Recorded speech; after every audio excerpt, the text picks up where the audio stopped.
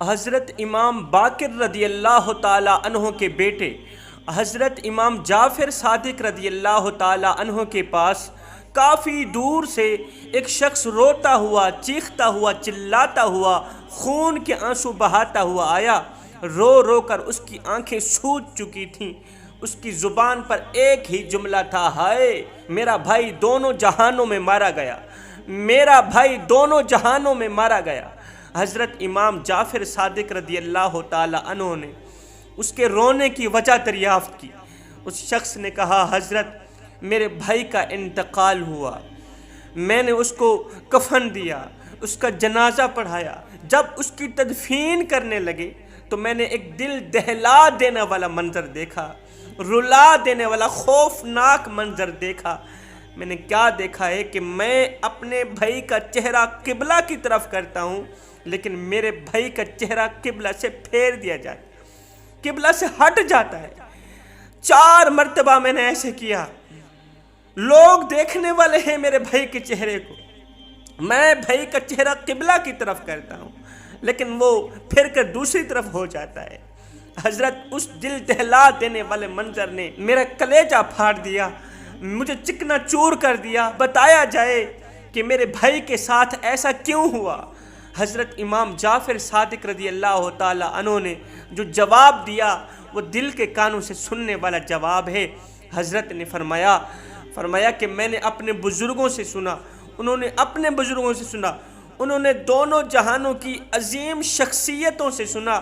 وہ فرمایا کرتے تھے 7 قسم کے لوگ ایسے ہیں، 7 گناہ کرنے والے 7 قسم کے لوگ ایسے ہیں جن کا مرنے کے بعد قبر میں قبلہ سے منہ پھیر دیا جائے گا، قبلہ سے ان کا چہرہ ہٹا دیا جائے گا۔ 7 قسم کے بدبخت لوگ ایسے بھی دنیا میں رہتے ہیں۔ اگر تیرے بھائی کا شمار بھی ان 7 قسم کے لوگوں میں سے ہوتا ہے تو پھر جلدی جاؤ قبرستان میں بلند آواز سے قرآن مجید کی تلاوت کرو، بھائی کے نام کا صدقہ دو، مسکینوں کو کھانا کھلاؤ۔ مسکینوں کو کھانا کھلانا، مرے ہوئے بھائی کے نام کا صدقہ دینا، قبرستان میں بلند آواز سے قرآن مجید کی تلاوت کرنا، یہی عمل تیرے بھائی کی بخشش کا ذریعہ بن سکتے ہیں، یہی عمل تیرے بھائی کی قبر کو روشن کر سکتے ہیں۔ اس نے پوچھا، حضرت وہ 7 قسم کے لوگ کون کون سے ہیں؟ حضرت امام جعفر صادق رضی اللہ تعالی عنہ نے فرمایا، پہلا شراب پینے والا، شراب کا کاروبار کرنے والا، شراب خریدنے والا، شراب فروخت کرنے والا، ان تمام لوگوں پر اللہ اور اس کے رسول نے لعنت فرمائی۔ سنو، شرابی انسان جب مرتا ہے تو کلمہ نصیب نہیں ہوتی۔ لوگوں دعا کیا کرو اللہ تعالیٰ مرتے وقت کلمہ نصیب فرمائے۔ آج کا انسان جب دعا کرتا ہے، دعا میں پتہ کیا مانگتا ہے؟ یا اللہ مجھے پیسہ دے دے، یا اللہ مجھے دولت دے دے، یا اللہ مجھے شہرت دے دے، مجھے یہ دے دے، مجھے وہ دے دے، مجھے سب کچھ دے دے۔ افسوس، یہ شخص اللہ سے اگر نہیں مانگتا تو وہ خاتمہ ایمان پہ نہیں مانگتا۔ اللہ کے جو نیک بندے ہوتے ہیں نا، ان کی نظر پیسوں پر نہیں جاتی۔ اللہ کے نیک بندے اللہ سے پیسہ نہیں مانگتے، دولت نہیں مانگتے۔ جو نیک بندے ہوتے ہیں وہ اللہ سے شہرت نہیں مانگتے، اللہ سے جاگیریں نہیں مانگتے۔ وہ جب بھی مانگتے ہیں اللہ تعالیٰ سے خاتمہ ایمان پہ مانگتے ہیں۔ ادھر سے ایک اللہ والا بزرگ آ رہا تھا، اللہ کا ولی آ رہا تھا، ادھر سے ایک نوجوان جا رہا تھا۔ نوجوان نے کتا پکڑا ہوا تھا۔ اس نوجوان نے اس آنے والے بزرگ سے کہا، بابا جی ایک بات تو بتائیں، کون سی بات؟ کہا، آپ اچھے ہیں یا میرا کتا اچھا ہے؟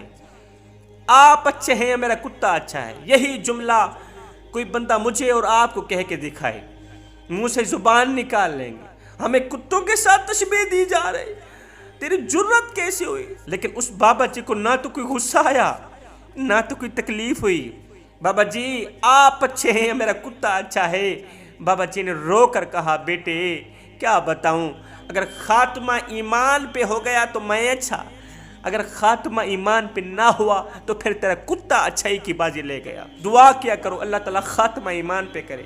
رسول اللہ صلی اللہ علیہ وسلم نے فرمایا، شرابی انسان جب مرے گا کلمہ نصیب نہیں ہوگی، شرابی انسان جب مرے گا خاتمہ ایمان پہ نہیں ہوگا، شرابی انسان بے حیا ہو کر مرے گا، بے غیرت ہو کر مرے گا، کیونکہ انسان جب شراب پیتا ہے اس کی آنکھوں سے حیا ختم ہو جاتی ہے، اس کی آنکھوں سے غیرت، شرم و حیا کا جنازہ نکل جاتا ہے۔ شراب کے نشے میں لت پت بھائیوں سے گزارش کروں گا کہ جلد از جلد توبہ کر لو، توبہ کر لو، یہ زندگی کے لمحے تمہارے اور میرے لیے غنیمت ہیں۔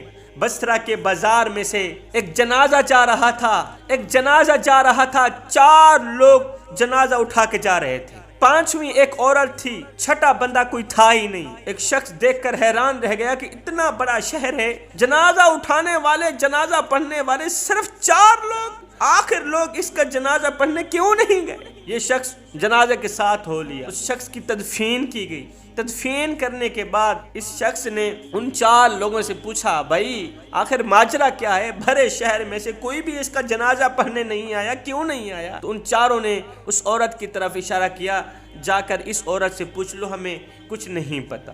یہ شخص اس عورت کے پاس گیا، اس عورت نے دونوں ہاتھ اٹھائے، دعا کرنے لگی، روتی رہی، دعا کرتی رہی، روتی رہی، دعا کرتی رہی۔ جب دعا ختم کرنے لگی تو ایک دم ہنسنے لگی۔ اس شخص نے پوچھا کہ مائی یہ بتا کہ یہ مرنے والا کون ہے؟ اس مائی نے کہا یہ مرنے والا میرا بیٹا ہے۔ اچھا اس کا جنازہ پڑھنے کے لیے لوگ کیوں نہیں آئے؟ کہا یہ میرا نوجوان بیٹا تھا، گنہگار تھا، بدکار تھا، سیاہکار تھا، شرابی تھا، ہر وقت شراب کے نشے میں لت پت رہتا تھا، لوگ بد دعائیں کرتے تھے، مالک یہ کتا کب مرے گا؟ 3 دن 3 راتی میرا بیٹا مسلسل سخت بیمار رہا۔